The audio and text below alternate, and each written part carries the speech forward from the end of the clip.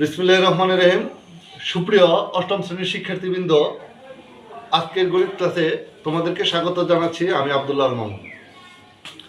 আজকের ক্লাস তোমাদের পাঠ্য বইয়ের 11তম অধ্যায় তথ্য উপাত্ত। এই তথ্য উপাত্তের জন্য আমি প্রথমে জানবো তথ্য কি। তথ্য হচ্ছে কোনো ঘটনা, সংবাদ, খবর এই সম্পর্কে যা থাকে এটাকে বলা হয় তথ্য। আর তথ্যকে যদি সংখ্যায় রূপান্তর করা যায় বা তথ্যের সাংখ্যিক রূপকে বলা হয় উপাত্ত। তথ্যের তাহলে তথ্যটা কি পেলাম? কোনো ঘটনা, কোনো ঘটনা, সংবাদ,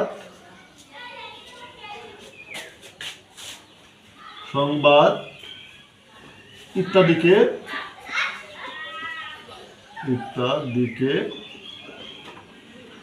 তথ্য বলে। আর এই তথ্যটাকে যদি সংখ্যায় রূপ দিতে পারি, তাকে বলা হয় উপাত্ত। আর তাহলে উপাত্ত কি হবে? উপাত্ত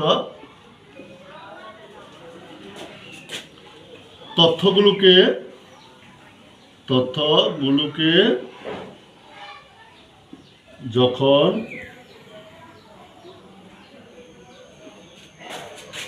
সংখ্যায় রূপান্তর করা যায়, সংখ্যায় রূপান্তরিত হয়, এগুলোকে যখন সংখ্যায় রূপান্তর করা যায় তা হচ্ছে উপাত্ত।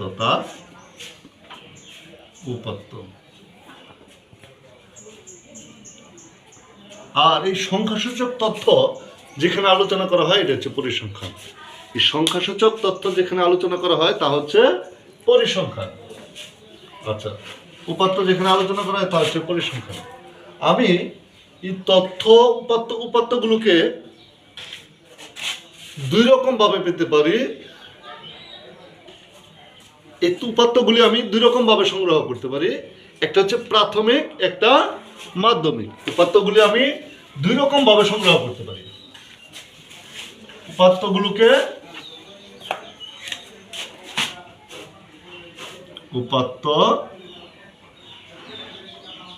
উপাত্ত সংগ্রহ করতে পারি কয়ভাবে? দুই ভাবে। কয়ভাবে? দুই ভাবে। একটা হচ্ছে প্রাথমিক, আর এটা হচ্ছে মাধ্যমিক। আচ্ছা, প্রাথমিক উপাত্ত কোনগুলি? যে উপাত্তগুলি আমি নিজে সরাসরি ঘটনাস্থল থেকে সংগ্রহ করলাম তাদেরকে বলা হয় প্রাথমিক উপাত্ত। আর যদি কোনো উপাত্তকে কারো মাধ্যমে অন্যের দ্বারা সংগ্রহ করে থাকি তাকে বলা হবে মাধ্যমিক উপাত্ত। প্রাথমিক উপাত্তটা 100% নির্ভুল উপাত্ত হয়, কারণ আমি নিজে ঘটনাস্থলে যখন উপস্থিত থেকে তথ্যগুলি সংগ্রহ করলাম, উপাত্তগুলি সংগ্রহ করলাম, তখন এখানে ভুল হওয়ার সম্ভাবনা কম থাকে। আর যখন কারো মাধ্যমে এই উপাত্তগুলিকে আমি সংগ্রহ করি তাহলে এখানে ভুল থাকতে পারে, আবার সঠিকও হতে পারে। যে ভুল হবে এমনই কথা না। তার মানে 100% নির্ভুল উপাত্ত হওয়ার সম্ভাবনা কোনটা? প্রাথমিক, কারণ আমি নিজে ঘটনাস্থলে উপস্থিত থেকে এই উপাত্তগুলি সংগ্রহ করলাম। আর মাধ্যমিক উপাত্তটা নির্ভুল হতে পারে, আবার ভুল হওয়ার সম্ভাবনা কিছু থাকতে পারে। তারপরে ধারাবাহিকতার ভিত্তিতে এই উপাত্তগুলোকে আবার দুই ভাগে ভাগ করা যায়। এই যে উপাত্তগুলি সংগ্রহ করলাম, মনে করো কোনো একটা সপ্তাহের 7 দিনের তাপমাত্রা। মনে করো শনিবার ছিল 23 ডিগ্রি,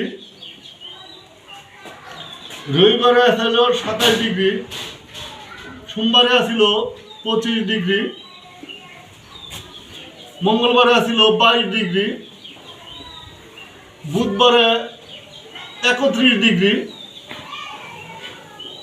বৃহস্পতিবারে 26 ডিগ্রি, শুক্রবারে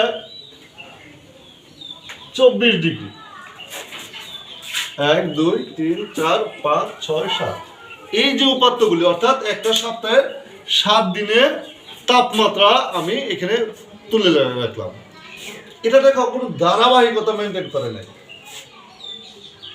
তাহলে ধারাবাহিকতা যেহেতু মেনটেন করে নাই, এলোমেলো ভাবে আছে, এলোমেলো বা এটা যদি সাজায় লিখতাম, সাজানো গোছানো, এটাকে বলা হয় কেউ তো এলোমেলো, সরি সাজায় লেখলে এটাকে বলা হয় বিন্যস্ত বা সাজানো। এর উল্টা হলো অবিন্যস্ত বা এলোমেলোর আরেক নাম হচ্ছে অবিন্যস্ত, বিন্যাস করা নাই, সাজানো নাই। তার মানে এই উপাত্তগুলোকে বলা হবে অবিন্যস্ত, এই উপাত্তগুলোকে বলা হবে অবিন্যস্ত, অবিন্যস্ত। আচ্ছা, অবিন্যস্ত। আচ্ছা, এটাকে যদি সাজায় লিখতাম তাহলে হয়তো বিন্যাস, বিন্যাস মানে বিন্যস্ত মানে সাজানো। আচ্ছা দেখো তো, হয় ছোট থেকে বড় না বড় থেকে ছোট, সবচেয়ে ছোট সংখ্যাটা কত আছে? 22 ডিগ্রি। তারপর আছে কত? 23 ডিগ্রি। তারপর আছে কত? 24 ডিগ্রি। তারপর আছে কত? 24-এর পরে 26 ডিগ্রি, 25 ডিগ্রি আছে। তারপর আছে 26 ডিগ্রি। তারপর আছে 27 ডিগ্রি, 27 ডিগ্রি। তারপর আছে 31 ডিগ্রি, 31 ডিগ্রি। 1 2 3 4 5 6 7। তার মানে এটা ছিল এলোমেলো। এলোমেলো থাকলে এটাকে অগোছালো বা অবিন্যস্ত বলা হয়, আর এটাকে যখন সাজায় লিখবো তখন বলা হবে বিন্যস্ত। তাহলে আজকে আমরা কয় ধরনের উপাত্ত সম্পর্কে আলোচনা করলাম? আলোচনা করলাম সংগ্রহের ভিত্তিতে 2 ধরনের, একটা হচ্ছে প্রাথমিক আর একটা মাধ্যমিক। আর সাজানোর ভিত্তিতে 2 ধরনের, একটা হচ্ছে অবিন্যস্ত আর একটা বিন্যস্ত। আজকে এই পর্যন্ত আলোচনা থাকবে, তার পরবর্তীতে অন্য কোনো টপিক নিয়ে বিস্তারিত আলোচনা করব। ধন্যবাদ তোমাদের সবাইকে।